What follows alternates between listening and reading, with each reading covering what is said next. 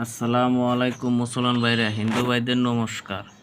তো আজকে আপনাদের মাঝে নিয়ে আইছি ফুল পরা বশীকরণ মন্ত্র। তবে এটা এমনই মন্ত্র যা সিদ্ধ করতে হলে আপনাদের লাগবে মদ, প্রদীপ, দুইটা জিনিস লাগবে, নচেত কোনো কাজ করিতে পারিবেন না। এটা আমার ডাইরেক্ট লেখাটা হেরে দিচ্ছি। তো চলুন মূল ভিডিওতে যাওয়া যায়, নিয়মকানুন সব বলে দিচ্ছি। শনিবার মঙ্গলবারের দিনে আপনারা রাত 8-9টার দিকে বসবেন, সামনে একটা প্রদীপ জ্বালিয়ে নেবেন, মদ এনে নেবেন, সামনে মদ একটু ছিটাইয়ে দিবেন। দেওয়ার পরে 144 বার করে মন্ত্র পাঠ করবেন 21 দিন। 21 দিন মন্ত্র 144 বার করে পাঠ করিতে হবে রাত 9টার থেকে। তো যখন মন্ত্র সিদ্ধ হয়ে যাবে তো আপনার প্রয়োগের পালা, আপনি কীভাবে করবেন। তবে কেউ খারাপ কাজে ব্যবহার করিবেন না, সতর্কতাবাণী। নিজের গুরুর কাছে অনুমতি নিয়ে এসব কাজ করিবেন।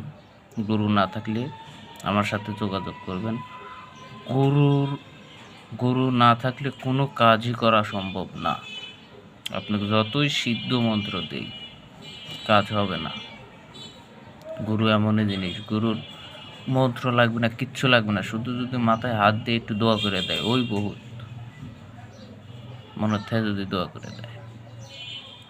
তো চলুন নিয়মকানুন শুনুন। 1 বোতল মদ এবং প্রদীপটা সামনে জ্বালাইবেন, জ্বালাইয়া মদের ছিটা দিবেন, দিয়ে 144 বার করে মন্ত্র পাঠ করবেন 21 দিন। তো 21 দিন মন্ত্র পাঠ করা শেষ, একটা ফুল নেবেন, রক্তজবা ফুলটা নিয়ে 7 বার মন্ত্র করে 7টা ফু দিবেন, দিয়ে ওই ফুল যাকে শুকতে দিবেন সেই আপনার বশীভূত হয়ে যাবে এবং আপনার ছাড়া কিছুই বুঝবে না। আপনি যেভাবে চলতে বলবেন সেইভাবেই চলবে, কুকুরের মতো থাকবে। বুঝতে পারছেন? এরকম মারাত্মক বশীকরণ এটা। তো আমি আবার বলছি, কেউ খারাপ কাজে ব্যবহার করিবেন না, নিজের ওস্তাদের কাছে অনুমতি নিয়ে এইসব কাজ করিবেন।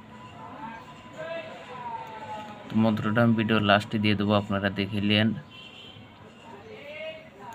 আর আমার ভিডিও সবার মাঝে লাইক, সাবস্ক্রাইব এবং শেয়ার করে দিয়েন। আরও ভালো ভালো ভিডিও পাওয়ার জন্য লাইক সাবস্ক্রাইব করে রেখে দিয়েন। সবাই ভালো থাকবেন, সুস্থ থাকবেন।